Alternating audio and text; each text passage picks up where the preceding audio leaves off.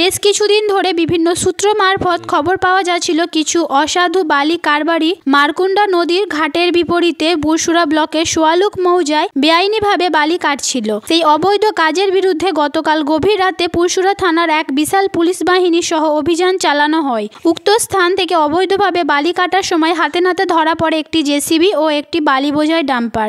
গভীর অন্ধকারের সুযোগ নিয়ে ডাম্পারের চালক ও জেসিবির চালক চম্পট দেয়। বাজেয়াপ্ত করা হয় একটি বালি বোঝাই ডাম্পার এবং একটি জেসিবি মেশিন। নির্দিষ্ট ধারায় মামলা রুজু করা হয়। বর্তমানে উক্ত কাজের সাথে যুক্ত আসামিদের সন্ধানে তদন্ত চালাচ্ছে পুরসুরা থানার পুলিশ।